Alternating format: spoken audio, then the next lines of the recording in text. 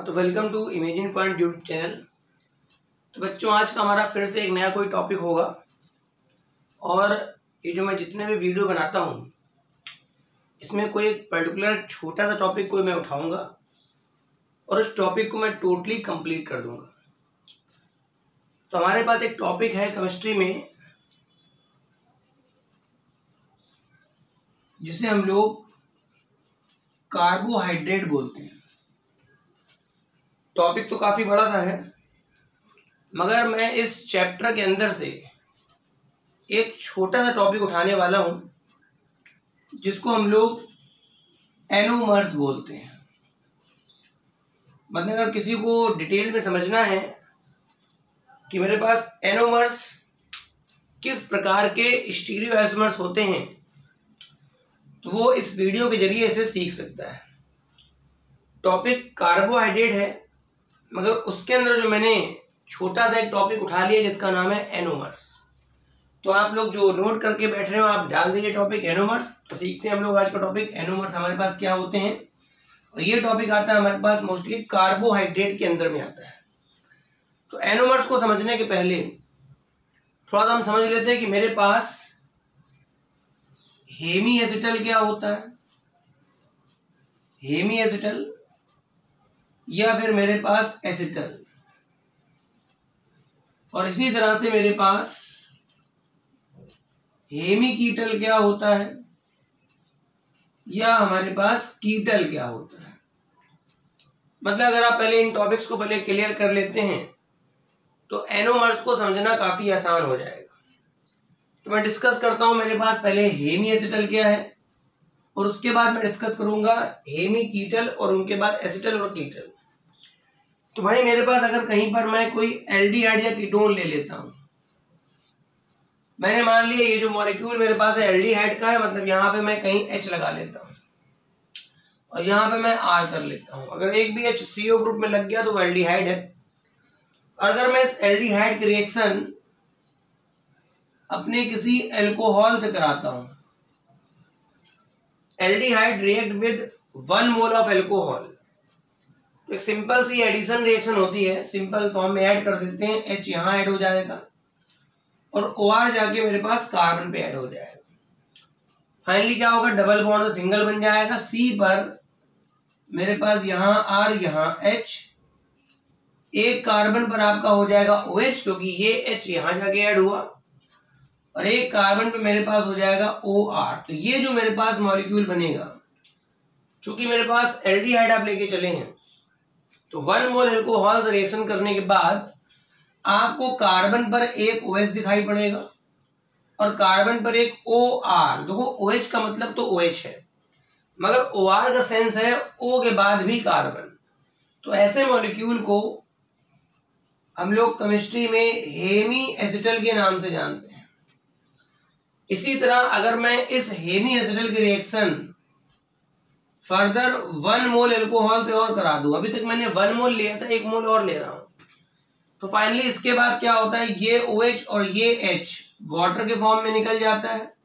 सुनिए मैंने क्या कहा, ये OH और ये H वाटर के फॉर्म में निकल जाता है। ये जो OR है फिर से कार्बन पे लग जाएगा, तो मेरे पास ये R ये H, इधर भी OR मतलब O के बाद कार्बन और इधर भी OR O के बाद कार्बन। तो ये जो मॉलिक्यूल मेरे पास बनेगा इसको हम लोग एसिटल के नाम से जानते हैं। किस नाम से जानेंगे इसको, एसिटल। तो ये तो बात मेरे पास एसिटल की हो गई। इसी तरह से अगर मैं यहाँ पर एल्डिहाइड नहीं लेता हूं, अगर मैं कीटोन लेके चलता हूं, मतलब यहां भी मैं R कर लूंगा, यहां भी मैं R कर लूंगा, तो वो जो मॉलिक्यूल होगा मेरा कीटोन होगा। और जब मैं कीटोन को 1 मोल ऑफ एल्कोहल देता हूं तो वहां पर जो बनेगा वो हेमी कीटल बनेगा, और जब मैं फर्दर 1 मोल ऑफ एल्कोहल दूंगा तो वो जो मेरे पास बनेगा कीटल बनेगा। मतलब बात समझ में आ रही, कीटोनिक ग्रुप या एल्डिहाइड ग्रुप का जो CO कार्बन है, इस कार्बन को मैं अभी नाम दूंगा हेमी एसिटल कार्बन, और इस जगह पे जो कार्बन उसका नाम दूंगा मैं एसिटल कार्बन। इसी तरह से अगर मेरे पास कीटोन होगा तो उसका नाम, इस कार्बन का नाम मैं रखूंगा मैं क्या, हेमी कीटल कार्बन, और उसका नाम रखूंगा कीटल कार्बन। तो यहां तक बात डिस्कस समझ में आ रही है कि अगर कोई पूछे भाई हेमी एसिटल क्या है या मेरे पास एसिटल क्या है, तो मैं बोलूंगा एल्डिहाइड या 1 mole of aldehyde react with 1 mole of alcohol, then we get hemiacetal molecules, and अगर 2 moles of alcohol लेते तो मेरे पास बनता है एसिटल। हम लोग बात करते हैं कि मेरे पास एनोमर्स क्या होते हैं, तो मैं यहाँ पर लेके चलता हूँ अपना डी ग्लूकोज का स्ट्रक्चर। तो डी ग्लूकोज का स्ट्रक्चर मैं बनाता हूँ। हाँ, क्या क्या रिएक्ट हुआ है आपने देख लिया। अगर कहीं पर मेरे पास कीटोन या एल्डिहाइड की रिएक्शन 1 मोल ऑफ एल्कोहल से होगी तो मेरे पास हेमी एसिटल या मेरे पास हेमी कीटल बनता है। ठीक, तो मैं अब अपना एक डी ग्लूकोज का स्ट्रक्चर लेके चलता हूं। ये मेरे पास डी ग्लूकोज होता है, ऊपर C डबल बॉन्ड OH, ये मेरे पास एल्डिहाइडिक ग्रुप स्टार्ट में होता है फर्स्ट कार्बन पे, सेकंड कार्बन पे H इधर होता है, OH राइट साइड होता है, थर्ड कार्बन पे OH लेफ्ट में होता है, H इधर साइड, फोर्थ कार्बन पे H इधर, OH इधर साइड, फिफ्थ कार्बन पे H यहाँ, OH इधर साइड, और ये मेरे पास हो गया CH2OH। ये जो मेरे पास स्ट्रक्चर है इसका नाम है डी ग्लूकोज। मैं इस समय इसका डिस्कशन नहीं करने जा रहा हूं कि इसका नाम डी ग्लूकोज है, उसका वीडियो अलग से आ जाएगा कि डी और एल फॉर्म में कैसे लिखता हूं। ये मेरे पास डी ग्लूकोज है और ये मेरे पास ग्लूकोज का ओपन चेन स्ट्रक्चर है। ये मेरे पास ग्लूकोज का कैसा स्ट्रक्चर है बेटा, ओपन चेन स्ट्रक्चर है, ओपन है। और ये मेरे पास फिशर प्रोजेक्शन है। ये मेरे पास कैसा प्रोजेक्शन है, फिशर प्रोजेक्शन। कोई बोले सर फिशर प्रोजेक्शन क्या है, अगर कोई भी ऑर्गेनिक मॉलिक्यूल हॉरिजॉन्टल लाइन और वर्टिकल लाइन की फॉर्म में लिखा है तो ऐसे प्रोजेक्शन को हम लोग किस नाम से जानते हैं, फिशर प्रोजेक्शन। तो ये भी देखिए यहाँ पर कई सारी हॉरिजॉन्टल लाइंस हैं और ये वर्टिकल लाइन, तो ये मेरे पास जो बना है इसका नाम है ग्लूकोज का फिशर प्रोजेक्शन और ये मेरे पास ओपन चेन स्ट्रक्चर है। अब अगर आप इस ओपन चेन स्ट्रक्चर को ध्यान से देखिए तो यहाँ पर मेरे पास एल्डिहाइडिक ग्रुप है जिसकी मैं अभी हेमी एसिटल में बात कर रहा था। एल्डिहाइडिक क्यों है, क्योंकि CO के बगल में H है एल्डिहाइड और यहाँ पे कई सारे एल्कोहल्स हैं, ये OH, ये OH, ये OH, ये OH। तो ऐसा देखा गया है कि इसका जो फिफ्थ कार्बन का OH होता है, बहुत ध्यान से बात सुनिए, अगर आपने हेमी एसिटल ध्यान से सुना है कि aldehyde react with 1 mole of alcohol then we get hemiacetal, तो यहाँ पर भी इंट्रामोलिकुलर, इंट्रामोलिकुलर का मतलब एक ही मॉलिक्यूल में कुछ ग्रुप रिएक्ट हो जाएंगे और वो ग्रुप होंगे एल्डिहाइड और एल्कोहल। मतलब इसी मॉलिक्यूल का ही एल्डिहाइड और इसी मॉलिक्यूल का ही फिफ्थ कार्बन का एल्कोहल आपस में रिएक्ट करके बना देंगे हेमी एसिटल। और ये जो कार्बन होगा जो उधर साइड में बनाऊंगा अभी उसका नाम होगा हेमी एसिटल कार्बन। ठीक है ना, तो ये रिएक्शन इंट्रामोलिकुलर होगी। फिफ्थ कार्बन का ही क्यों अटैक करता है, क्योंकि जो आप इसका जो कॉन्फ़िगरेशन बनाएंगे तो फिफ्थ कार्बन जो होता है वो CO के ज्यादा करीब बनता है। मतलब फिफ्थ कार्बन ऐसे तो दूर लग रहा है मगर क्योंकि कार्बन जिगजैग नेचर का बनता है तो ये जो फिफ्थ कार्बन का OH है ये इसके ज्यादा करीब है। तो मैं अटैक कराता हूँ। भाई क्या कराया था मैंने, OH के H को मैं O पे ले गया था और इसका जो ऑक्सीजन था वो जाके कार्बन पे ऐड हो गया था। उसके लिए अब आप जाके देखिए कि मैंने हेमी एसिटल जब बनाया था तो एल्कोहल का जो मेरे पास हाइड्रोजन था वो मैंने कार्बोनिल ग्रुप के ऑक्सीजन पे ऐड कर दिया था और एल्कोहल का बचा हुआ जो ऑक्सीजन था वो मैंने कार्बोनिल ग्रुप के कार्बन पे ऐड कर दिया था। अच्छा, तो मैं बनाऊंगा इस तरह से, तो C बन गया, थोड़ा सा ऐसे छोटा कर लेते हैं एरो, ये मेरे पास C हो गया। तो C पे एक तो बेटा OH बन जाएगा, OH समझ में आ रही बात, और ये मेरे पास बन जाएगा हाइड्रोजन जैसे रहेगा। ठीक है, यहाँ पे डबल टूट जाएगा, सिंगल हो जाएगा। उसके बाद मैं सेकंड कार्बन बनाता हूँ, H ऐसे रहेगा, OH, अभी O को जोड़ना बाकी है। ठीक है ना, थर्ड कार्बन पे आ जाइए, इधर OH है, इधर मेरे पास H है, फोर्थ कार्बन पे आ जाइए, H और OH है, फिफ्थ कार्बन पे H बचा और मेरा O बचा। O को अभी मैं जोड़ूंगा तो आप ऐसे इस तरह से जोड़ लीजिएगा। हाँ, ध्यान रखिएगा ये कार्बन नहीं है, ये कार्बन यहाँ पर नहीं है। ठीक है ना, और नीचे मेरे पास जो होगा वो CH2OH होगा।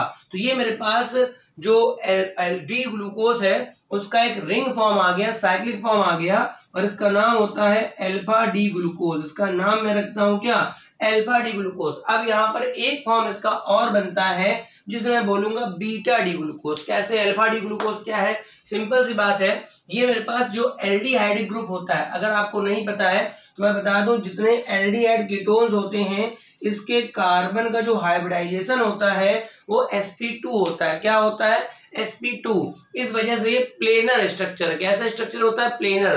तो कोई भी ग्रुप जब अटैक करेगा तो या तो अबव से करेगा या बिलो से करेगा, तो दो फॉर्म बनेंगे। अगर इस तरह से प्लेनर है तो लेफ्ट से करेगा या फिर क्या करेगा? राइट से। तो सीधी सी बात है, यहाँ पर ये अटैक मान लिया मैंने भाई राइट से हुआ है या लेफ्ट से हुआ है, तो दूसरा जो स्ट्रक्चर बनेगा उसमें सी ऐसे होगा, OH इधर की तरफ आ जाएगा। ये स्टीरियो केमिस्ट्री बदल गई, ठीक है। OH इधर आ जाएगा, H उधर चला जाएगा, बाकी रिमेन सेम रहेगा। इधर मेरे पास H और OH वैसे ही रहेगा, इधर थर्ड कार्बन का OH और H वैसे ही रहेगा, फोर्थ कार्बन का H OH ऐसे रहेगा। हाँ, यहाँ पर C है, H है, इस जगह पे मेरे पास O और ये ऐसे रहेगा, इस जगह पे मेरे पास हो गया CH2OH। तो ये जो स्ट्रक्चर है जिसमें राइट साइड में आपका OH आ जाता है, लेफ्ट में OH आ जाता है, इसका नाम बोलता हूं बीटा डी ग्लूकोज। मतलब अल्फा और बीटा नाम आप तब बोलेंगे, अल्फा बीटा नाम तब बोलेंगे जब आपका आएगा साइक्लिक फॉर्म। कौन सा फॉर्म आएगा? साइक्लिक फॉर्म आएगा। ये बात क्लियर है? अल्फा बीटा आप तब बोलेंगे जब ये आपका साइक्लिक फॉर्म आएगा। अब मैं बात करता हूं अपने टॉपिक की, मेरे पास एनोमर्स क्या होते हैं, ठीक है। मैं अपने टॉपिक की बात करता हूं। देखो, पहली बात तो जो एनोमर्स हैं वो कार्बोहाइड्रेट के साइक्लिक फॉर्म में ही बताए जाते हैं, ठीक है। ओपन चेन स्ट्रक्चर्स के लिए इपीमर्स हो सकते हैं, यहाँ के लिए मैं बता रहा हूं एनोमर्स क्या है, ठीक है। अगर मेरे पास दो कार्बोहाइड्रेट ऐसे हों जिनके मॉलिक्यूलर फॉर्मूले सेम चल रहे हों, मगर हाँ, अगर हेमी एसिटल कार्बन पर, ध्यान से सुनिए, हेमी एसिटल कार्बन तो भाई तभी बनेगा जब वहां पर एल्डिहाइड पर OH का अटैक हो चुका होगा। अगर एल्डिहाइड पर OH का अटैक हो चुका होगा तो ये बॉन्ड बन चुका होगा। अगर ये बॉन्ड बन चुका होगा तो ये स्ट्रक्चर ओपन चेन नहीं होगा बल्कि क्या होगा? साइक्लिक। तो मैंने क्या कहा?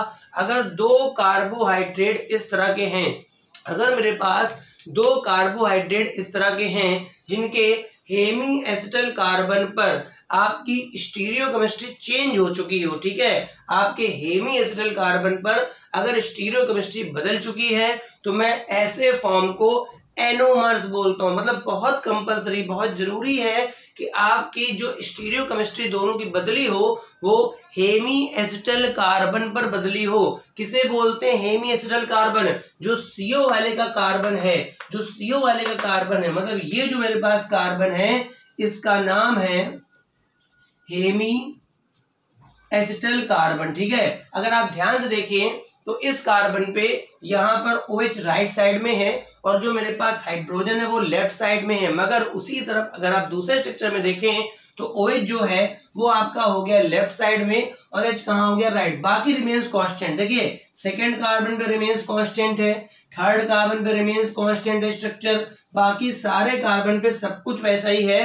केवल आपके पास जो हेमी एसिटल बॉन्ड या जो कार्बन बना है उस पर स्टीरियो केमिस्ट्री डिफरेंट हो गई है। तो ये मेरे पास जो अल्फा डी ग्लूकोज हैं और जो मेरे पास बीटा डी ग्लूकोज हैं ये एक दूसरे के क्या कहलाएंगे? एनोमर्स कहलाएंगे। बाकी जब इसको सोल्यूशन में आप वापस डालेंगे तो ये फिर से ओपन होके इसी फॉर्म में आ जाता है, मगर हाँ, मोस्टली साइक्लिक फॉर्म में ये एग्जिस्ट करता है। मोस्टली किस फॉर्म में रहता है? साइक्लिक फॉर्म में। अभी मैं इन दोनों का एक हार्वर्थ स्ट्रक्चर भी ड्रा कर देता हूं, उसमें बहुत अच्छे से क्लियर होता है कि हाँ, एक OH नीचे आता है रिंग के और एक OH ऊपर आता है हेमी एसिटल कार्बन पर, ठीक है। तो मैं इसको रफ कर देता हूं, अगर आपको नोट करना हो तो कर लीजिए, ठीक। अब मैं केवल क्या नोट करूंगा?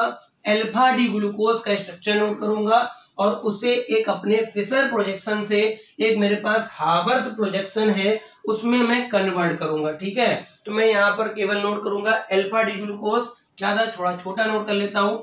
C पर यहाँ मेरे पास OH है, इधर मेरे पास H है, C पर यहाँ मेरे पास H है, यहाँ OH है, C पर यहाँ मेरे पास OH है, यहाँ H है, C पर यहाँ मेरे पास H है, यहाँ OH है, C पर यहाँ H है, यहाँ O है और इस तरह से ऐसे अटैच्ड है। नीचे मेरे पास है CH2OH, तो ये मेरे पास है अल्फा डी ग्लूकोज। और अब मैं क्या करूंगा? इसे एक प्रोजेक्शन में बदलूंगा जिसका नाम है हार्वर्थ प्रोजेक्शन।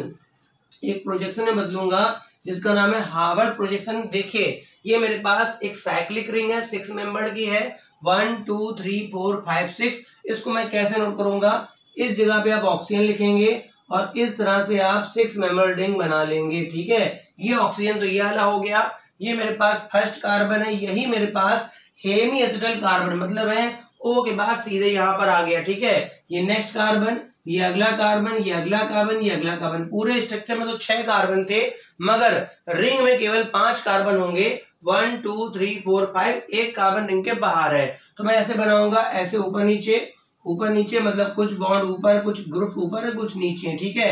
अब कैसे बनाना, तो ध्यान रखिएगा, जितने भी आपको ग्रुप राइट साइड में दिख रहे हैं, जितने भी ग्रुप आपको कहाँ दिख रहे हैं, राइट साइड में, वो आप नीचे बनाएंगे हावर्थ में, और जितने आपको लेफ्ट में दिख रहे हैं वो ऊपर बनाएंगे। जैसे ये मेरे पास हेमी एसिटल कार्बन है, ये जो O के बगल वाला है जिसको मैंने डार्क ज्यादा कर दिया है, ये हेमी एसिटल है, ठीक है। इस पे राइट पे आपका क्या दिख रहा है, OH, तो ये नीचे आ जाएगा, H ऊपर चला जाएगा।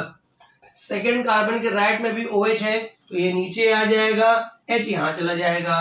थर्ड कार्बन के राइट पे H है, तो यहाँ नीचे आ जाएगा, तो OH ऊपर चला जाएगा। फोर्थ वाले में OH नीचे आएगा क्योंकि राइट साइड में है। हाँ, फिफ्थ वाले के लिए मैं स्टोरी भी नहीं बदल के दिखा रहा हूँ, सीधे आप लिखेंगे CH2OH ऊपर आता है, H नीचे। तो ये मेरे पास बन गया अल्फा डी ग्लूकोज का, ये मेरे पास बन गया अल्फा डी, लिख देता हूँ, अल्फा डी ग्लूकोज का कौन सा स्ट्रक्चर बन गया, हावर्थ। अब मैं इसी के नीचे जस्ट यहाँ पर बीटा डी का हावर्थ बना देता हूँ, ठीक। आप बताइए पहले बीटा डी वाले में चेंज कहाँ था, केवल इतनी जगह पे चेंज था, मतलब फर्स्ट कार्बन पे चेंज था। वो चेंज क्या था, OH लेफ्ट में था, H राइट में था। ओवरऑल उसका जो स्ट्रक्चर बनेगा, वो इस तरह से बन के आ जाएगा। देखिए ध्यान से, हाँ, इसमें बीटा डी वाले में राइट साइड में H होगा, तो यहाँ नीचे आ जाएगा, OH ऊपर चला जाएगा, बाकी रिमेन्स कांस्टेंट होगा। ये H हो गया, ये OH हो गया, उसके बाद यहाँ OH, यहाँ H, यहाँ H, यहाँ OH, ये मेरे पास CH2OH और ये मेरे पास H। तो ये जो स्ट्रक्चर आ गया, ये किसका आ गया, बीटा डी ग्लूकोज का हावर्थ स्ट्रक्चर। अगर आप दोनों को ध्यान से देखें तो ये जो हेमी एसिडल कार्बन था, हेमी एसिडल कार्बन, इस पे देखिए दोनों की स्टीरियो केमिस्ट्री डिफरेंट है। तो ये मेरे पास जो है alpha D glucose and beta D glucose are anomers to each other. और ध्यान रखिएगा, ये जो एनोमर्स होते हैं ये एक दूसरे के मिरर इमेज नहीं होते हैं, कभी इनका मिरर आपस में मैच नहीं करेगा, मिरर में देखेंगे तो नहीं मिलेगा।